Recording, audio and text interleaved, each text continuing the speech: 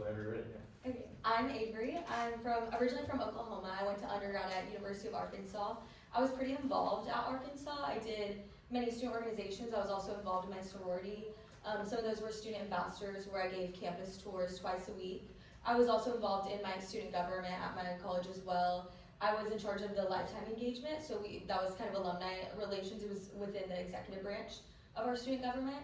I also did a union advisory committee, it was a student committee that we did with the director of the Arkansas Student Union, and we would just have bi-weekly meetings and talk about the procedures, any changes in operations of the union generally, and do different events and stuff like that.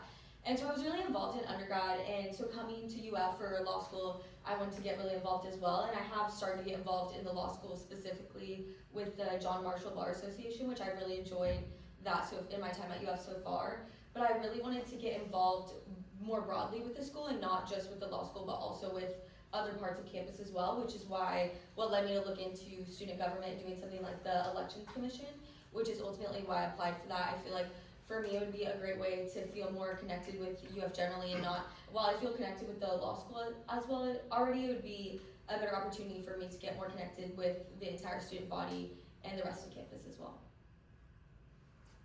Great. I think one question I have for you, Avery, is what did you learn from your prior experiences working for student government at the University of Arkansas that you can apply here? Yeah, I think student government I learned a lot, but I also think the union advisory committee skills I learned would be most applicable here. One, I had to represent the interests of the students. There was only a few students, I think 6 to 8 on that committee. So I had to think about the student, not just my perspective, what I thought would be cool, but think about the student body more generally. With my position on student government, it was mainly just dealing with alumni relations. It was most heavy during homecoming, but even that, I just learned more about like being organized, being on top of stuff, and also representing student interests as well. Thank you. Very nice. And I have a question. You've clearly talked about your experiences and stuff, and as well as started to touch on it, but can you speak a little bit as to why, in particular, the Elections Commission or like just the judicial branch in general of student government?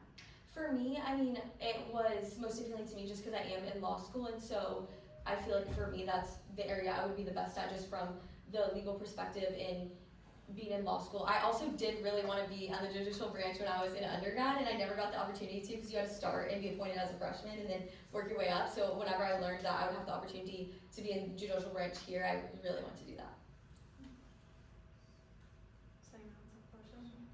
Any other questions? All right, thank you, Avery. Appreciate it. No problem. Thank y'all. All right, so now we'll take it to a vote. If you're in favor of nominating Avery for the open election commission seat, we'll say aye. Aye, Justice Herman. Aye, Justice Gessenberg. Aye, Justice Gergen. Aye, Justice Del Toro. Aye, Justice Miller. All right, congrats, Avery. Thank you so much. Thank you so much. Is there anything else? No. Okay, thanks all. Have a good night. All right, so next is in re reconsideration of in re interpretation of Student Body Statute 322.51’s Constitutionality under Article 1, Section 4, submitted by petitioner Jordan Paul. Jordan, we'll give you 10 minutes to present your oral argument. We may stop you during the oral argument to ask you questions. Do your best to answer the questions. If we ask you too many questions, like more time. But other than that, whenever you're ready to start.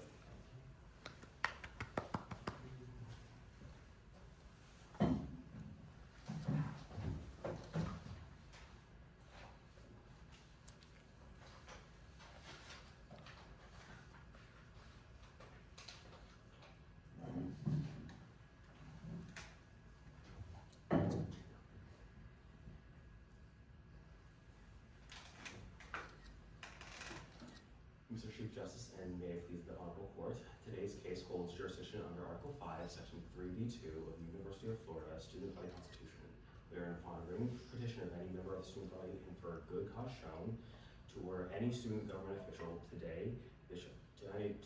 order any student government official to perform any lawful act or to refrain or desist from any unlawful act. Good cause today is provable under display of standing or proof of concrete injury to petitioner, traceability to petitioner, and redressability by the court. The concrete injury I allege is the deprivation of petitioner, myself, right to file a written petition of 20 members of the student body under Article 5, Section 3B1 of the Student Body Constitution, which provides that this court shall, and I quote, interpret any provision of the Constitution or any law. This long-standing jurisprudence has existed for several years and over several precedent cases interpreted Section 3B1 to allow such petitions to declare laws unconstitutional. However, in the prior case, in reinterpretation of Student Body Statute 322.51 in the Constitutionality under Article 1, Section 4, which 4 will be known as in reinterpretation for simplicity, the court held that petitioner requested the court declare Student Body Statute 322.51 unconstitutional. However, the relief requested is they say that the relief request is not within the scope of Section 3B1. Therefore, this court holds it lacks jurisdiction to proceed further with this matter. Accordingly, this petition is dismissed. This clear deprivation of my right under Section 3B1 is a clear concrete injury and is traceable directly to me as I was part of the 20 signatures of the petition. And this harm is redressable by the court with the following release request. I request that the court recuse itself under Student Body Statute 402.1 that establish in any case before the court any party to said case or any interested party may at any time before final judgment file a motion requesting disqualification of a member of the court. On the basis of the legality of the prior jurisdictional ruling is an issue and cannot be impartially reviewed by the issuing justices.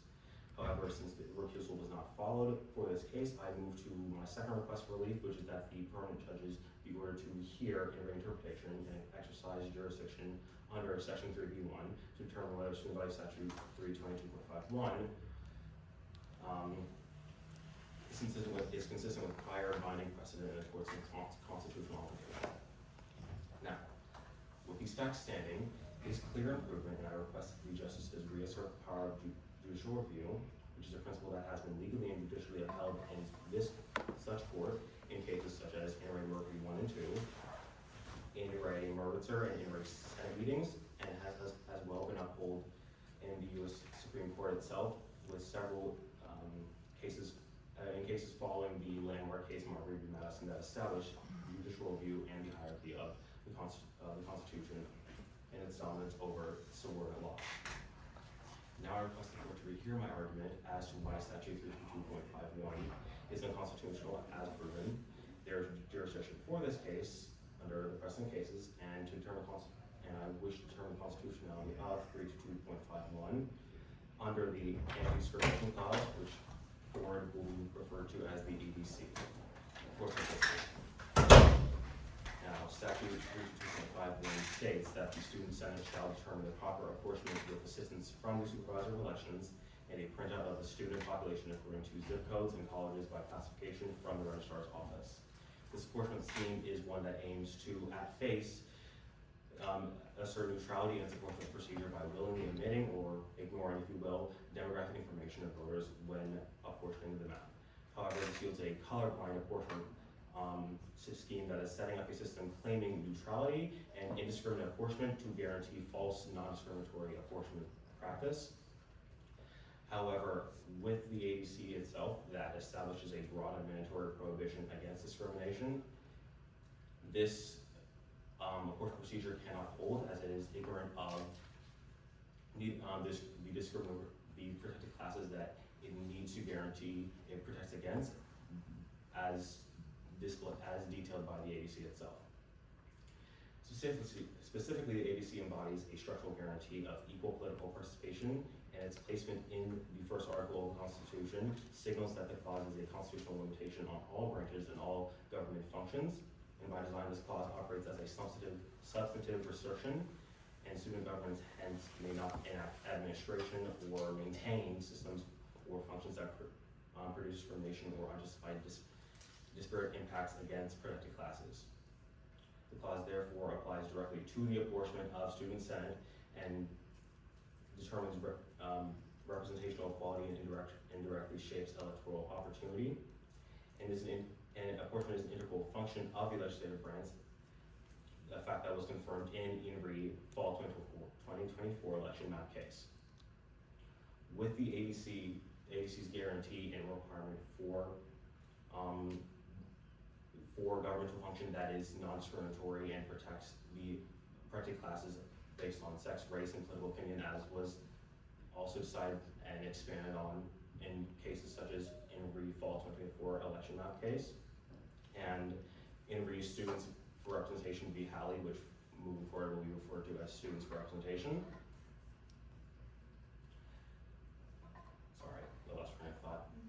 As a result, the ADC must, Statute 322.51, in its ignorance of these protected classes and its apportionment, cannot coincide with the ADC, and which is why I'm coming here to you today to declare unconstitutional.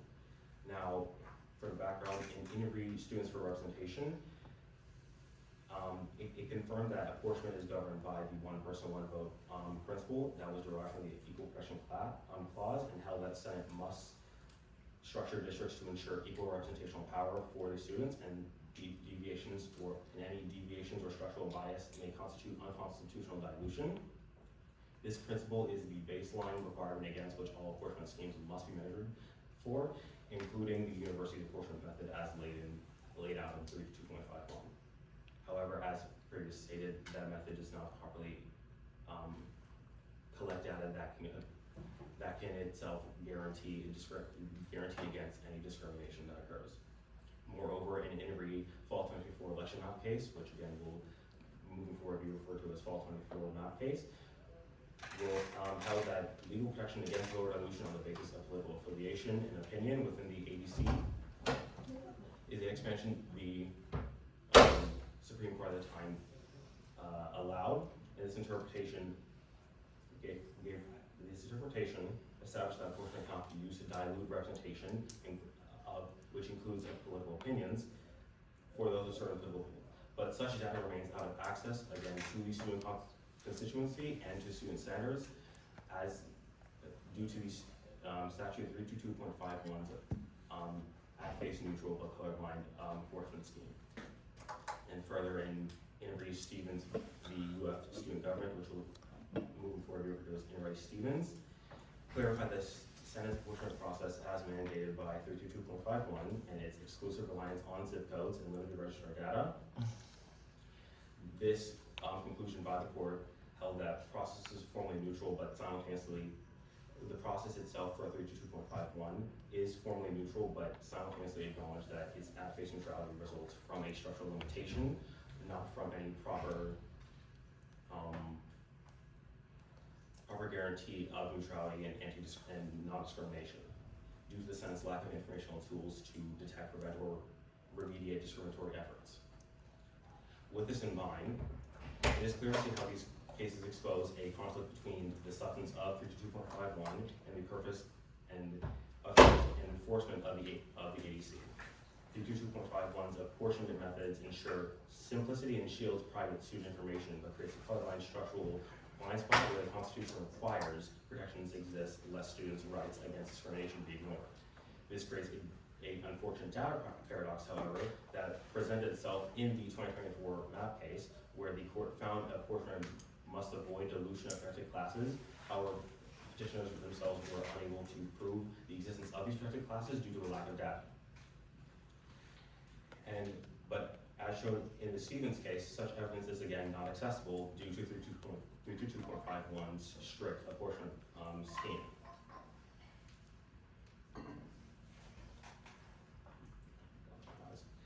In constitutional governance, however, a statutory framework that structurally prevents compliance with a constitutional mandate cannot be valid, and the ADC imposes an affirmative duty and guarantees to avoid discriminatory apportionment.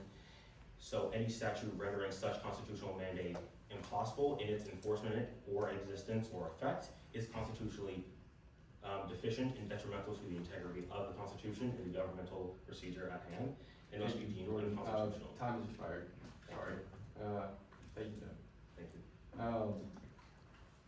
I think there was some confusion with our prior opinion. Let's just address that first, since this petition is because of the confusion with the prior opinion that we wrote to you all.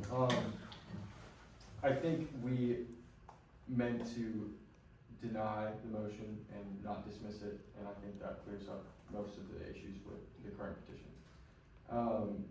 Now for the merits of the previous case, looking at the text of 3B1, the jurisdiction granted to us is to interpret any provision of the Constitution or any law upon written. So the text, can you tell me the text of 322.5? Yes. One second.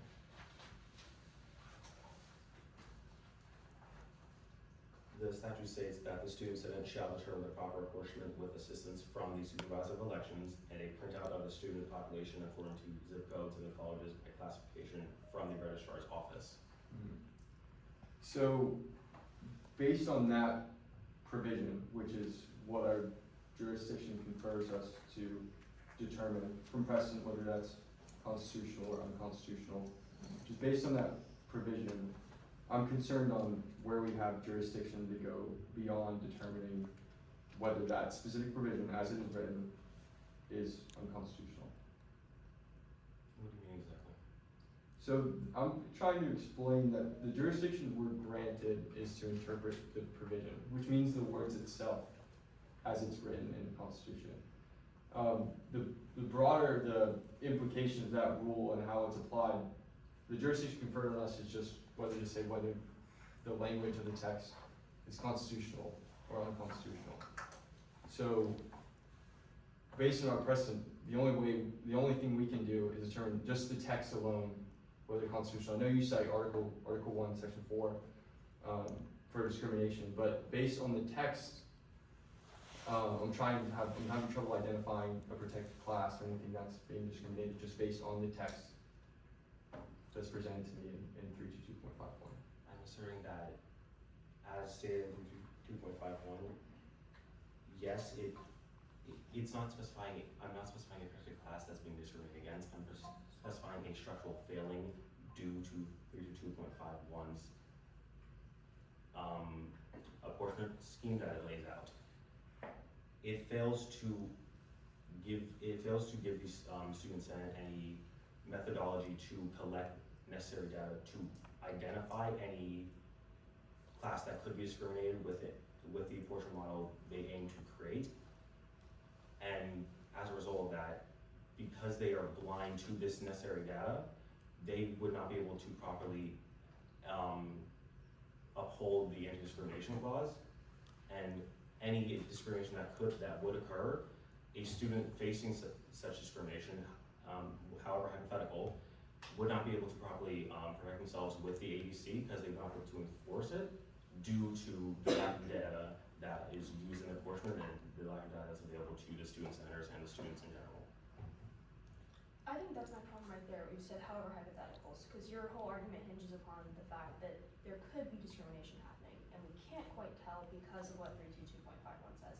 But my question is, why is the remedy the court declaring this statute unconstitutional when the statute, in my opinion, is not unconstitutional on its face? As Hagan said, it's just an apportionment structure. Why wouldn't the solution instead be passing a new student body statute declaring we need to collect this kind of data, in addition to the statute on the books? Though that could be a remedy that exists, that is just a hypothetical of what could occur at this current moment. What is relevant is that this current statute is creating a structural failing that then leads to discrimination or is in conflict. We don't know if it leads to Sorry. discrimination. It creates a structural limitation that is in conflict with the Constitution itself and the anti-discrimination clause and its entire purpose. And I understand what you're saying, but what I'm saying is that I think there's kind of a separation of powers concern of why is it the judicial responsibility to fix the statutes when the statutes aren't unconstitutional on their face? This is the legislature's responsibility, in my opinion. The Senate should be passing statutes that are fixing this. This is just apportionment for supervisor of elections, deal with the zip codes and the colleges. I don't see how the language as written is unconstitutional under Article 1, Section 4, because there's no discrimination on the basis of race, creed, color, etc.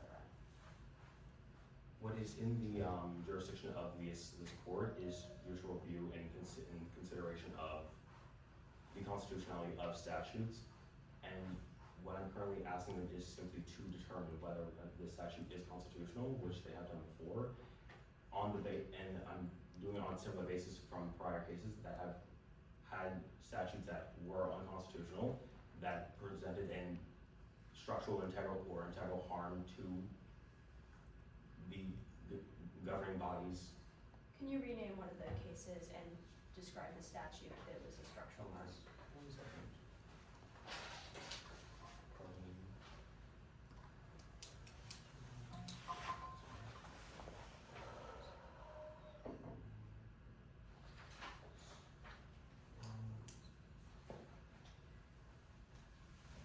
For in rate motion, for example, a quote I had within the brief is, Student Body President Michael Murphy asked the court to interpret numerous sections of the 200 codes regarding timeliness for executive apportionments by the Student Body President. Specifically, it listed all the codes that was provided. Upon examination of the relevant codes of the court, the court concluded that these specific codes violate the separation of powers doctrine that is followed by both the United States of America and the University of Florida. The court found that the violation unjustly limited the power given to the Student Body President while allocating too much power to the Student Senate. That case was that circumstance, those codes presented a structural harm to the integrity of the governing process, and so therefore, I'm quoting now, the court found these statutes unconstitutional and they must be struck down. This is a case where the court uses power of judicial review to find statutes and subordinate laws that were in conflict with constitutional principles such as the separation of powers, unconstitutional to remediate the structural harm they posed. Did you know what those codes said? Not, I did not have access to it at the moment. No.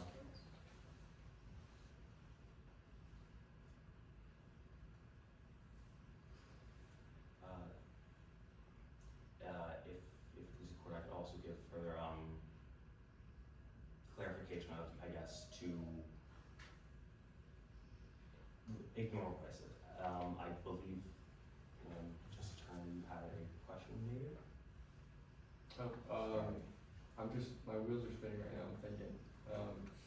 But I think the text of the codes are very important for us to see here, because that way, like in that court, they were specifically interpreting the exact text of the code, which is what our jurisdiction gives us, is we read the code and we determine on its face it's unconstitutional. So without being able to see those codes, it makes it difficult for us. Which are codes that were referenced, correct? Mm-hmm. I believe, though I do understand the validity of that concern, I believe the essence of the case and the situation at hand are the same. There were codes that had whatever the code stated posed some harm that as the court stated, violated unjustly the limited power given to the student, but they usurped the separation of powers. Whatever they might have done to do that, we do not know, and it's not currently available, unfortunately, through the opinion, but if that is what the court had determined from their interpretation of those codes, then they properly use their power of judicial review to assess those codes, determine they are constitutional in the other constitutional context, and then declare them unconstitutional. That is if those codes violated the separation of powers on their face. That is what the court themselves claimed in the So, opinion. analogous to this case, the codes, or the statute that I'm reading, doesn't violate Article 1, Section 4 on its face. May I have elaboration as to why you think that? Because the specific text, I'm reading it word for word, doesn't discriminate. We're not claiming it discriminates, we're claiming it does not protect against discrimination, which is in conflict with what the anti-discrimination clause requires, a protection against discrimination. It must be, the anti-discrimination clause requires intentional protections against possible discrimination against the specified protected classes, whatever they may be. But either way, what would you add to the provision to make sure it doesn't discriminate? It would be, what would be added? What would you add to it to make sure it doesn't Because if we, discriminate? if we strike this as unconstitutional, we're left with zero apportionment method, so how would you, Yes, that is unfortunate. However, that is, a reality that the Senate must face. The court's concern itself is simply finding whether or not, the codes themselves are unconstitutional and, in consideration with the anti-discrimination clause, not specifically trying to find a replacement to put in. I think your answer to that question is exactly the court's concern here, is that it is not our job to supplement this provision with something that you believe, or the student body believes would make it less potential to have a discriminatory effect, right? That our job is only to state whether the statute itself is constitutional or unconstitutional on the basis of discrimination. And like the other justices have said, from the plain text, there's nothing there that shows the potential for discrimination. And what you're asking the court to do is something that the Senate would do, would add a supplement to require that data that you are looking for. That's not something that the court can provide for you. On the statement you said where, the statute itself, sorry, could you restate the last part of your statement just now? I'm sorry, I'm trying to quote something you stated. Yeah, I had just reiterated that the court is concerned that our only purpose is to state whether on the face of that statute, whether it's unconstitutional or not. What we fear that you're asking the court to do is supplement the legislative body's decision-making power to supplement that statute with something else. And that's not within our power to do. I understand that. What I'm promptly arguing, however, is that the statute itself, though, is not specifically discriminatory against a class, it is not protecting against discrimination, and it still leaves open the possibility for discrimination, which is what I was trying to quote from you. I just said, Yes. How do we know that it's not protecting against discrimination? it does not, it blindfolds the Senate from any protected class when it is apportioning the districts. How does it blindfold the Senate? They do not have any data to properly, confirm that they are not, causing discrimination with their apportionment. Just to clarify, are you saying that the only way for this to not discriminate is to collect the data on these students? Like, cause currently the blind system that they have in place, which is what they enforced in Stevens, is the correct way to not discriminate. Are you arguing against essentially Stevens? I'm not arguing against students, no, that's not what I'm doing. I'm arguing for, that the way 322 is set up in its language is a structural failing that claims neutrality, however, does not have the proper methodology to guarantee actual neutrality and indiscriminate, apportionment action. But that's not something that the court, we don't have jurisdiction to determine that, the methodology behind what the statute says, if that makes sense. We don't have the power to do that, that's something the Senate and different Senate committees and whatever y'all do in there can figure out, create a new committee, you said, that's not our jurisdiction to determine that. Correct. That is not under the court's jurisdiction, but I'm not asking the court to analyze the methodology. I'm asking it to recognize the lack of specified protections for discriminated classes within the language of the statute itself, causing conflict structurally with the anti-discrimination clause due to just pure ignorance of these discriminated people. That is what's being issued here. It's a conflict of interest and it's a conflict of procedure with 322.51 and the anti-discrimination clause. This conflict, hence, is unconstitutional in its nature. so that's the problem, the conflict is unconstitutional, not the statute as written. And I understand what you're saying, but I looked at Murphy and they struck the codes because the text of the codes at issue which raised the confirmation threshold for agency heads from the president. And the structural issue was separation of powers because it took power from the president, but the issue was from the text of the 200 codes. And so that's kind of my problem, is the text of the code, in my opinion, is not unconstitutional. And maybe it could be unconstitutional as applied, but I'm also not seeing any facts of that either. And I just don't, I mean, kind of what I think Addie asked earlier, like, what are you hoping for? I know that's not within the scope of this court's jurisdiction, but what would you hope for as a replacement for the current code? Your question is, your sole question is what I would look for as a replacement? To make sure that this potential discrimination is not happening, what data would need to be collected? If I were a senator, Right. my hope would be that the data collected would be for the proper demographic information that aligns with the protected classes under the anti-discrimination clause. I believe those are, where is that? Those are race, sex, political affiliation, etc. Where is it?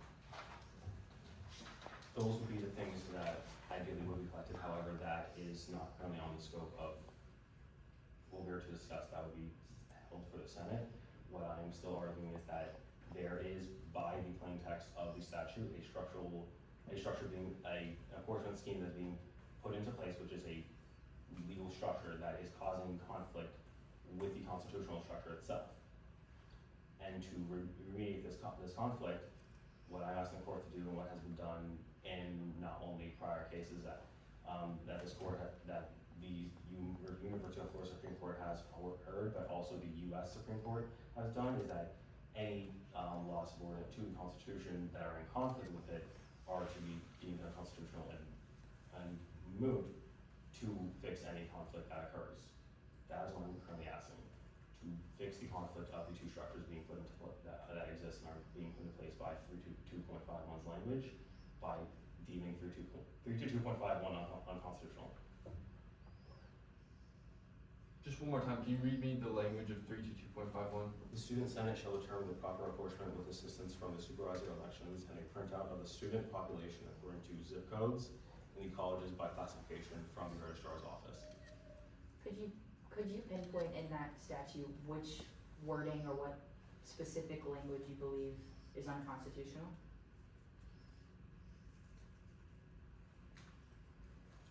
It would be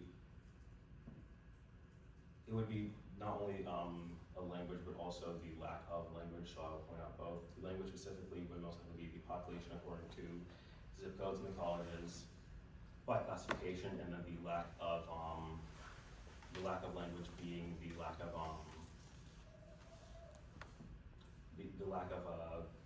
other population data being reported, other demographic data of the populations being reported. And what demographic data would you like to be collected? Again, that would, the demographic data would just align with the protected classes under the ABC, so sex, gender, race, etc., religion, all those. If I were to ideally put something into place as a senator. Is that type of data collected on a state or federal level for voting? I do not know. I'm not privy to that information. I would assume so, but I cannot confirm. I think that would almost cause problems with discrimination if that was collected and they drew boundaries in districts based on I also, that collected data. is the register also privy to sharing that private student data if they even collect it? Cause in Stevens, it kind of implies that they aren't privy to sharing it, cause they limit it to basic, I'm just reading from the case here, they limit it to basic geographic information about students. I do not know for sure. I have not discussed anything with the registrar's office. We may assume so, but we may also not assume so. I do not know for sure.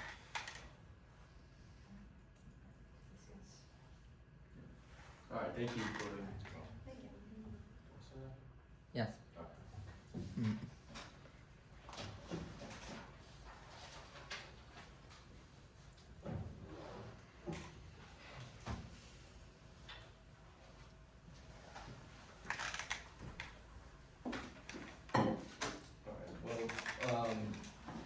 On this particular case, both of them are asking for a recusal or request for relief. So considering we're just going to, I think we're planning on just amending the previous petition or previous opinion to reflect that it's supposed to say denied instead of dismissed. In terms of the merits of the original petition, I'm guessing.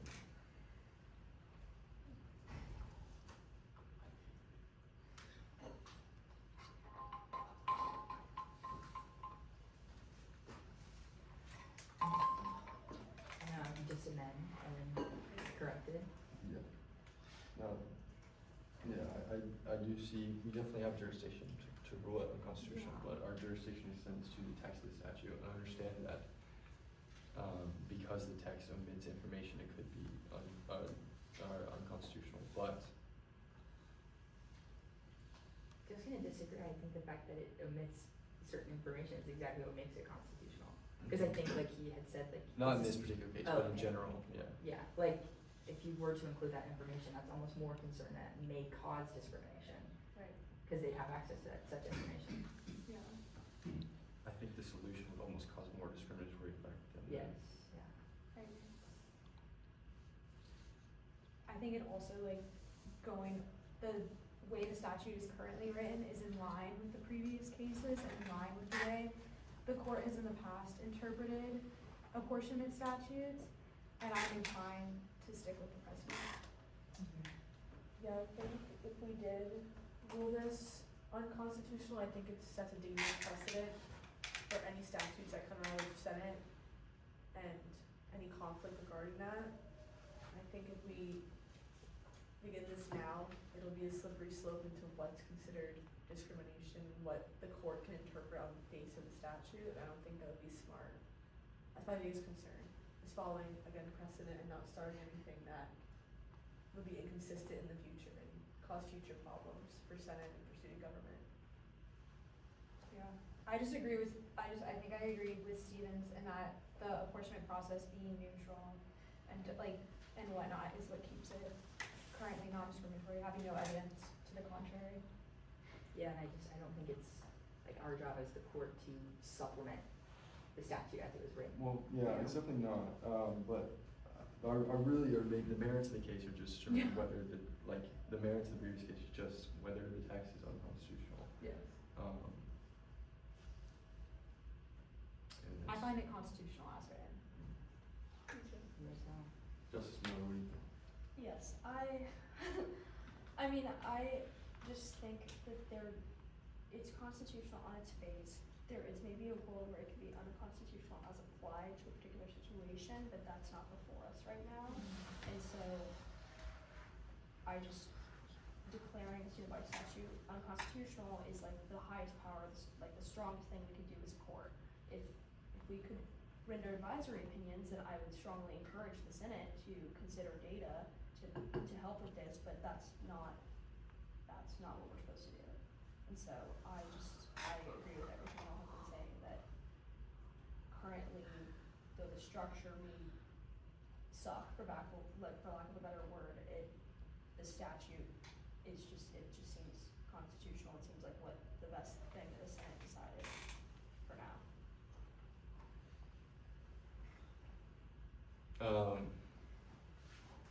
Alright, you guys ready to take it to a vote, or? Yeah. Okay. For petitioners, first request for relief, you may either grant or deny. I, Justice Turner, deny. Clarify real quick. Yeah, Just which the one that refusal. is? This is the Yeah, the refusal. refusal. Just Okay. to confirm. Yeah. Okay, I, Justice Kessinger, deny. I, Justice Gerken, deny. Justice Del Toro, deny. I just know that. In terms of the second request for relief, I, Justice Turner, deny. I, Justice Kessinger, deny. I, Justice Gerken, deny. Justice Del Toro, deny. Well, we did hear it. Yeah. So what are we denying? Didn't the original one have? Am I looking at the original and I'm looking at reconsideration. I was looking at his request for relief to rehear in reinterpretation and exercise jurisdiction. I think that's on a separate case, like if, Well, we have. I see what you're saying. I think they'd be, holding another oral argument just for the merits of that, Okay. which we did hear today.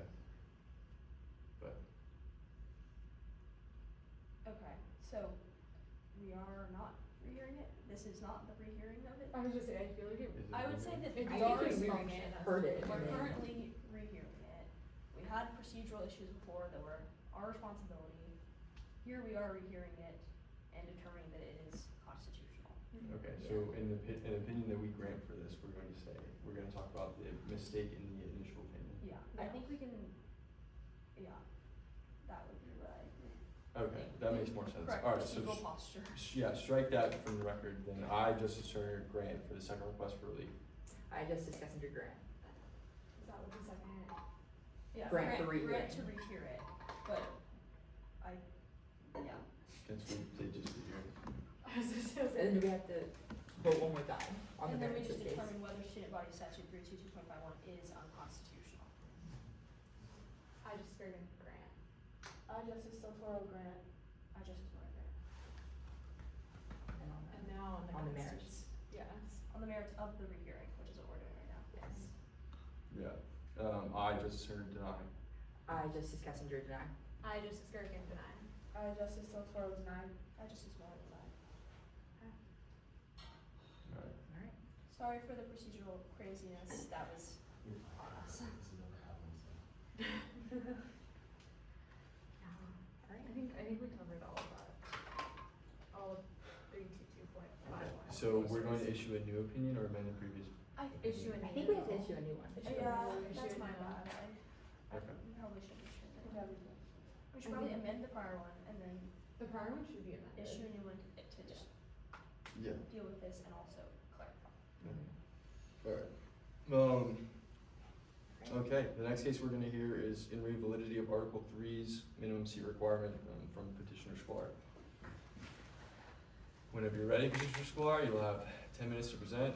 We may stop you to ask you questions. Alright. You can start whenever.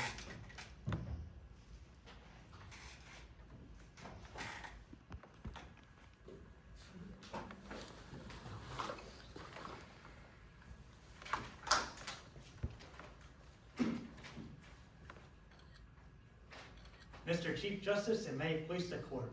Article 3, Section 2A, 2B of the Student Body Constitution instruct the University for All Student Senate to apportion seats on the basis of population as nearly equal as practicable, while also guaranteeing a minimum of 1 seat for each on-campus area government, including dorms, colleges, and independent schools.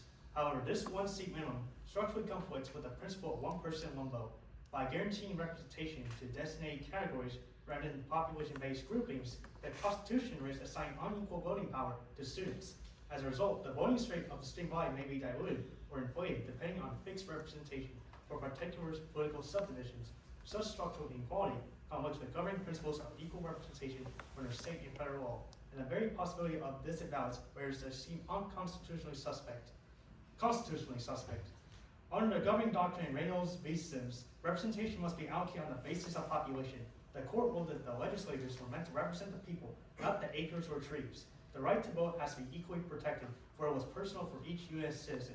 The right to direct and equal representation is a bedrock of the American political system. Under the 1 person, 1 vote principle, all state legislators, including Florida, have to apportion their seats with nearly equal population as practicable in order to ensure the equal protection of voting rights of all citizens under Equal Protection Clause of the 14th Amendment of the United States Constitution. Under Article 9, Section 4 of the Constitution, it states the cause for the hierarchy of laws. The provisions of the Student Body Constitution are governed by and subordinate to the constitutional laws of the state of Florida, as well as the policies of the Board of Regents and the University rules as set forth in the Florida Administrative Code. This section ensures the student government at the University of Florida governs in line with university regulations and state laws. Because Florida law incorporates federal constitutional guarantees, including the Equal Protections Clause of the 14th Amendment, this court must construe Article 3 in harmony with 1 person, 1 vote principle. Where 2 constitutional provisions may conflict, the court has an obligation to adopt a construction that preserves both, if reasonably possible. This court has previously acknowledged this fact in Students for Fair Representation v. Haley, where it said that 1 person, 1 vote principle in Reynolds v. Sims applies to the apportionment process to make the seats as nearly equal as practicable on Article 3, Section 2. As the Constitution currently stands, the currently minimum seat requirements contradicts the 1 person, 1 vote principle by causing the voting power of students enrolled in smaller colleges or residing in dorms that require only 1 seat to have more weight than students in districts with multiple seats, such as off-campus or college of the liberal arts and sciences. is unequal weighting contradicts the sentiment of the Supreme Court in Reynolds v. Sims, where the legislature is meant to represent the people, not the geography of the land.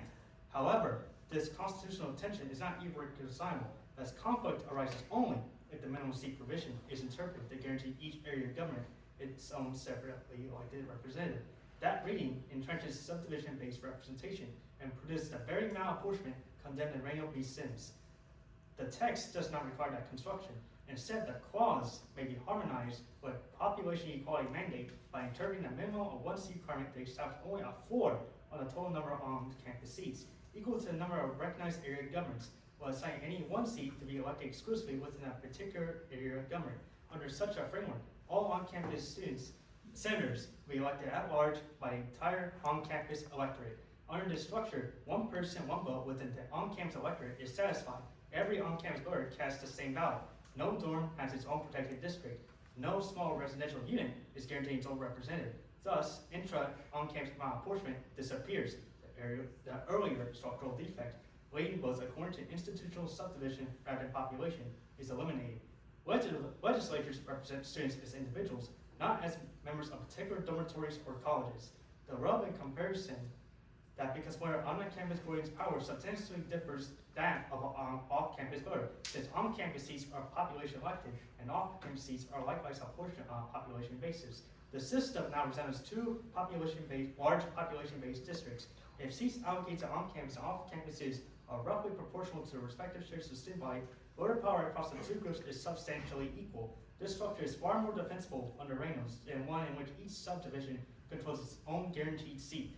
Critically, this harmonized interpretation is much safer than prior construction. Representation is normally tied to institutional units. The minimum functions only as a floor affecting total seat allocation, not as a mechanism weighing votes within electoral districts. Courts have consistently been more tolerant of modest structural floors than of district-based dilution. Accordingly, under this reading, 1 person, 1 vote within each electorate is preserved. Cross-electorate equality is substantially closer. The strongest Reynolds objection, which is subdivision-based representation, disappears. Only in the limited risk of significant integrative disproportionality, this remains. In this way, the Constitution can be interpreted to comply with superior law while giving effect to all its provisions. Thank you. I reserve all my time for questions. I can start. So you mentioned Reynolds and the principle of 1 state, 1 vote, 1 person, 1 vote many times. And Reynolds applies directly to state governments and such, whereas the UF student government, similar like UMiami and a lot of other big universities, functions a little bit more like the federal government in the sense that certain each state is guaranteed a seat in the House and such. And I was just curious if you could kind of speak a little bit to how us functioning like the federal government doesn't necessarily guarantee everyone getting a vote. Well, I wouldn't exactly agree with that characterization as being analogous with this case, because in the federal government, the U.S. Senate structure is created by the Constitution itself, Article 1, and is entrenched by Article 5. So that entire structure is created by the Constitution. Here, the statewide Constitution has its own apportionment process for the Senate to be based on population on this minimum seat minimum. So, does that answer your question? A little bit, but doesn't the Senate and as well as the House, in both structures, in the Senate, every state gets 2 seats, 2 votes. But in the House, each one gets a minimum state for each state, no matter the size. So like Rhode Island, California, everyone gets a say. And yes, it's a little bit based on population, but they're making sure still the small states get a say. So I was just kind of curious because our student government functions very similar to that. So if you're kind of saying there's no do you know what I'm going for? I can kind of understand from the House perspective, from the Senate perspective, I don't see how that characterization is analogous, since the Senate has a fixed number of seats for each state. We could focus more on the U.S. House, which also requires a minimum seat per state. Right, but according to what do you mean by minimum? Every state has to be represented in the U.S. House of Representatives. Yes, exactly. And are those seats equal? They are not equal in Yes. the U.S. House of Representatives. So similar to the way the statute's written, every college or every dorm, whichever it is required a minimum seat. It's kind of similar to the U.S. House of Representatives. Yes, but with my proposal, as I have stated before, as a 4. So no like district is technically losing a seat by not being no longer a district. It's all just becoming at large. So you know how there in total there's 12 seats for on-campus districts. So there's 12 on-campus districts. What I'm trying to state for the solution is that instead of having all those seats, that minimum seat required be based on subdivisions. That's just a 4. So on-campus just gets 12 seats in total, and that acts as one single district. And that ensures that that population for on-campus has more equal voting power as their off-campus counterparts. While you can argue that maybe that voting power will still be disproportionate, it's still far more equal and still far more, it satisfies the demand for equal voting weighting under the Constitution, under like the hierarchy of laws and under the partisan one vote principle than having all the seats be distributed in single subdivisions, single member subdivisions. So you're saying you would want 12 on-campus senators like we have X amount of off-campus senators, that's what you're proposing? Or- Yes, because that would fulfill the one person one vote principle of equal voting weighting. And also, there's a question coming up about geographical outcomes. The Equal Protections Clause does not pertain to that. It only pertains to equal voting weight. It protects the equal weight of the vote, not geographical outcomes. Why do you think, can you clarify, you said this earlier in response to a question, why do you think the Senate, the structure of the Senate is not relevant here, the federal Senate?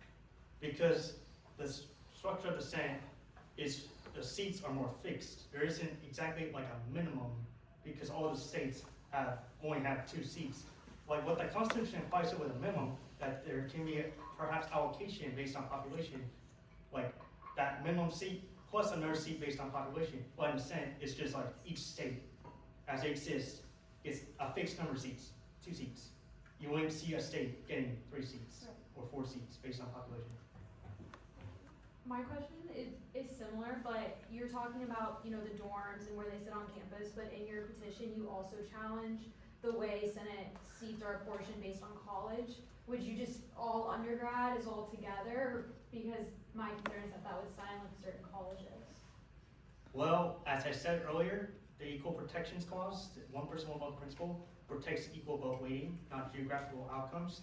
And that scenario actually I would argue that scenario would actually make that Constitution more safer, constitutionally, because now all those like districts are combined and their votes are more equal with all the other districts like the College of Liberal Arts and Sciences, their votes more equal with that district.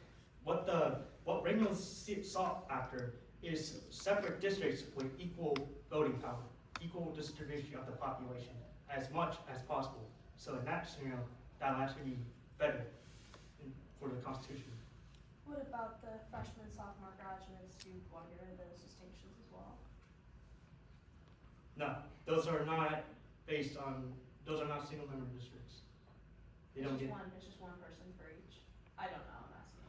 No, what I'm referring to in schools is basically like the College of Law, the College of Pharmacy, the College of Medicine, all those districts that have very small populations that are guaranteed a minimum seat. I'm arguing that they should all be combined so their populations, that one district, can have equal voting power compared to the rest. So it's more equal as required. Do you have like any population data to show the discrepancies between, or like how would you combine them to where it was more fair? That is up to the student senate to base on population, but generally what this is leaning towards is yes, more How are we supposed consolidation. to declare it unconstitutional if we don't have any data to see actually the disparity? I understand it's up to the Senate to fix it, but how are we supposed to know if it's wrong? Never mind. I have a question, like, based on the language of the statute in particular, because as a law student personally, I'm a little concerned with grouping law, med, all these graduate schools together. And I think in particular, the language includes the line as nearly equal as practical. That seems like a weird word. But regardless, in the sense that it's aims to essentially achieve as like much representation as it possibly can, is the way I'm construing that language. So I just would like to hear a little bit from you, your thoughts on that. I'm not sure if I would agree with that. I think what the article is seeking here is that all the districts are apportioned as equally as possible, provided that each college and independent school, gets one seat that's counted. And under my solution, under interpretation, that would just be a floor. So the law school right now has one seat, the college of pharmacy has one seat. So if those two districts are combined, it's 2 seats. They don't get there's no seat being removed or there's no seat being added. We're just consolidating seats. So they still have representation.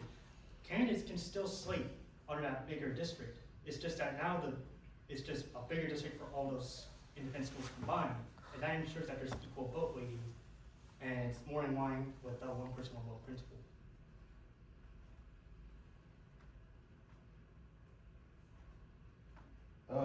Can you reconcile the facts between Reynolds and here? Because I know Reynolds was about, first of all, it was about state governments. And second of all, it was about land itself, geographic area. This is in terms of affiliation to the school And and then academics. one thing I'll add, in Reynolds, one of the main issues was that they hadn't updated their census, like their apportionment to reflect their census in nearly 60 years. And I'd argue that UF at least updates a little bit more common than that. Okay, well, I'm gonna answer the first question about state governments. So, under Article 1, Section 2, every student is guaranteed certain rights under the Constitution and laws of the United States and the state of Florida. And I would like to point out this Florida Statute 104.26. The student body president and the student legislative body shall be elected by the student body. So while I might say is implicit, what this implicitly implies is that the equal protection rights by Reynolds v. Sims is also transferred to the state government as Florida state law must follow. But we're not the same kind of government. Our government's set up in an entirely different way as it is in Reynolds. It's set by state law, which must follow the federal law. As federal doctrine set by the Supreme Court.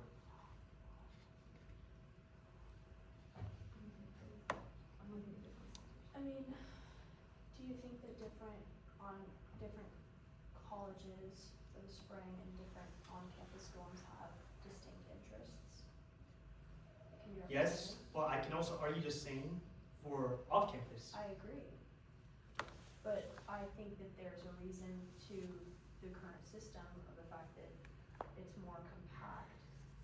People living in a dorm have more shared relationships than people living in a broad zip code of 32608. Though I'm not disagreeing with your off-campus analogy because it's fair.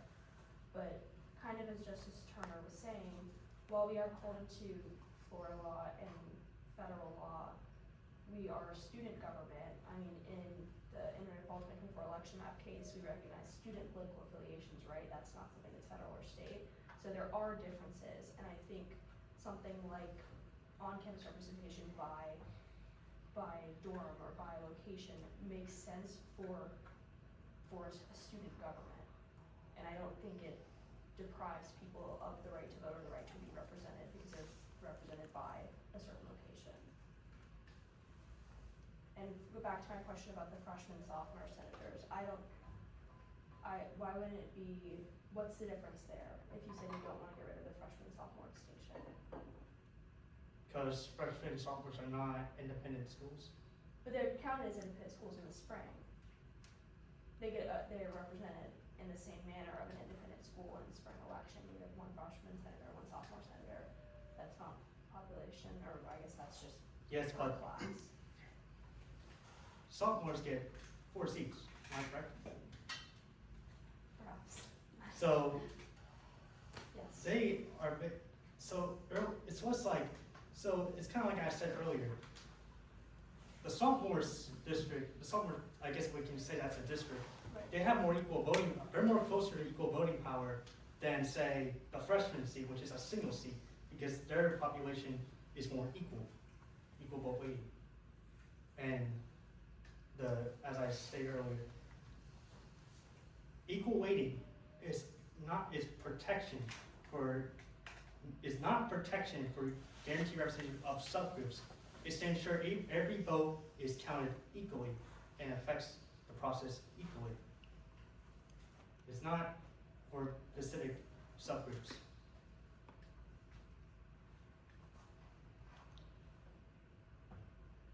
I'm ready to debate. You guys have any more questions? No? Thank you. Thank you.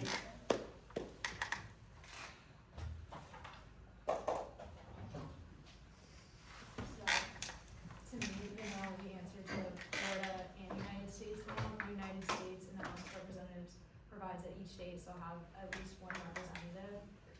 And I just don't like the idea of silence in a college. And that's in the Constitution of the United States of America, correct? That, in the House of, The supreme law of the land, the most supreme. Yeah. I think for me too, I also am a little concerned where if we don't give certain colleges a minimum and you're like grouping colleges together, like I would argue, like, to go off this example, like the law school and the med school might have very different interests. Like I know what they're doing in med school is quite different in terms of even just like the facilities they have. So I would argue that the things that we would want represented to the Senate are probably very different than what a medical student would want, and that's just based on those two populations. Yeah, I'm having trouble finding the Reynolds case very analogous to our situation. I mean, you can also take I forget what the beginning of Haley, yeah, that one. That was also like clearly the data and the populations didn't equate. Yes, There they was had no, actual the way the districts were drawn and the way the population did not equate to equal representation, and so I think that Because also. right, they do the districts and just like, literally It didn't align awarded with the seats and population. then it made sense based on the number. Yeah. And like, to me, although yes, there's the minimum seat requirement, they do still consider population, like liberal arts and sciences is one of the biggest groups because they are one of the biggest populations. So they have multiple senators? So they have like eight, Seven or eight, seven, yeah. something, Seven. something crazy. So it kind of perfectly mirrors the. It does, federal but- separate. Yes, Mhm. essentially, yeah. And I think I kind of like equate the smaller colleges, like us, for example, like Rhode Island, like, yeah. I keep saying Rhode Island, I don't know. I don't know, I looked at, I don't know if Rhode Island has one seat, but in They my, have in my two head, seats, actually. they have 2 seats too? yeah, to But they're just represent they're just the smallest state I can think of, and 2 so million people or something, to maintain that at least which is, they have a say, we have a say, but yeah, at the same time, there's many more college liberal arts than students here, so it makes sense to have a lot more seats than us, but I also don't think it's fair to silence the students just because there's less individuals in their college. I agree with everything you just said. That was my concern. alright, ready to go? Priscilla, you have anything, you good? No, I agree. I think that having just a giant on-campus block, I think that the on-campus dorms have a really recognizable concrete interest per dorm, and same thing with per college in the spring. I think that makes sense. It's up to the Senate to set it. I think equal protection is met, their portion is equally as practicable. It makes sense to me. Alright, we'll take to a vote. In terms of petitioner's one and only request for relief, I, Justice Turner, deny. I, Justice Kessinger, deny. I'm just, after all the like procedural stuff, I was just clarifying that his only request to post to find it null. But I, Justice Gergen, deny. I, Justice Del Toro, deny. I, Justice Miller, deny. Thank you guys for coming. Thank you. thank you.